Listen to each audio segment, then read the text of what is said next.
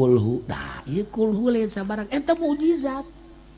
Kulhu teh mukjizat geus lamun urang talar kulhu eta bae dibulak-balik. Lamun urang maca kulhu dibulak-balik ulah loba-loba 200.000 bae. Tuh sia mah jubeu bae. Maca Quran mah kulhu. Baca kulhu 200.000 haram ka neraka. Atakah ngaranna? Bentak siapkeun tasbihna. Asal peting jam 12 hudang mandi wudu salat langsung baca kulhu datang ke subuh. Ngomong doang ye. Ngomong doang ye. Menang 3 heueuy bae. 200.000 jelema nu maca kulhu menang 200.000 saumur hirup moal ka neraka.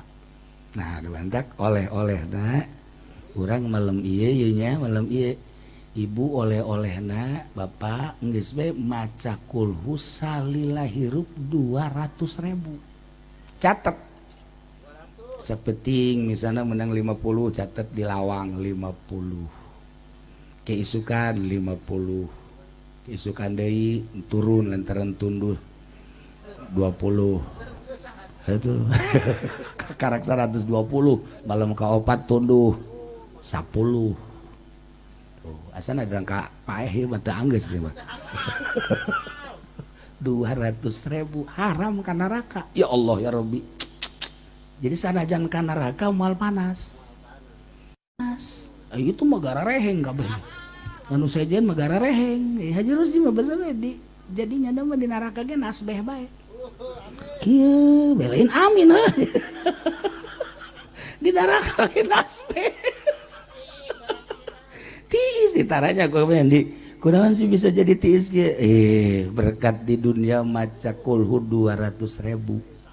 Jadi teu panas, deuk ngabuktikeun bahwa neraka teh seuneuna eleh ku kulhu 200.000. Masya Allah, geus jeung urang Cilongok mah teu kudu salat. Maca kulhu bae 200.000. Terus ulah salat ulah naon kulhu bae. Itu salah goblok.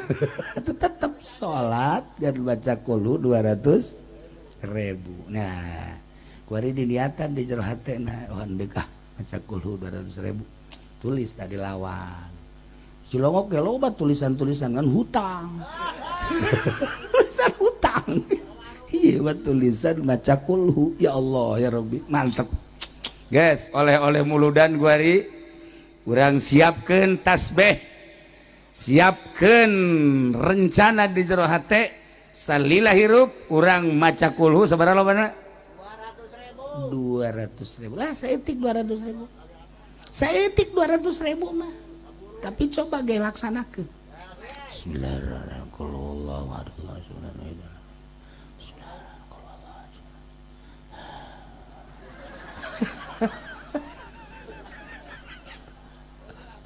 Cak pamajikan ke haji ke mana sih teh soran? Tadi mah aya soran bareng. Kieu. Waduh budak mabok kulhu ya.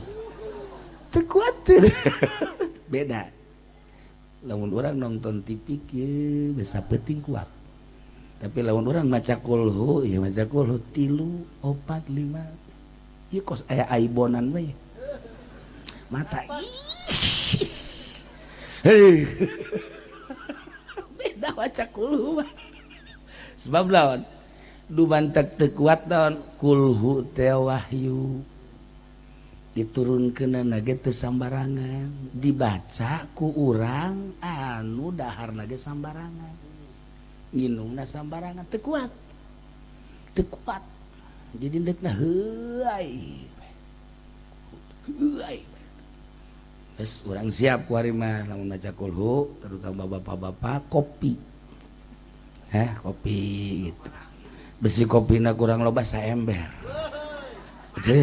Maksudnya kieu saember mah di lamun diinum ku urang sagelas-sagelas eta mah biasa lantaran ieu mah tunduhna rosa hulu diasupkeun tadi kan. Mal tunduh teh mah jadi uang.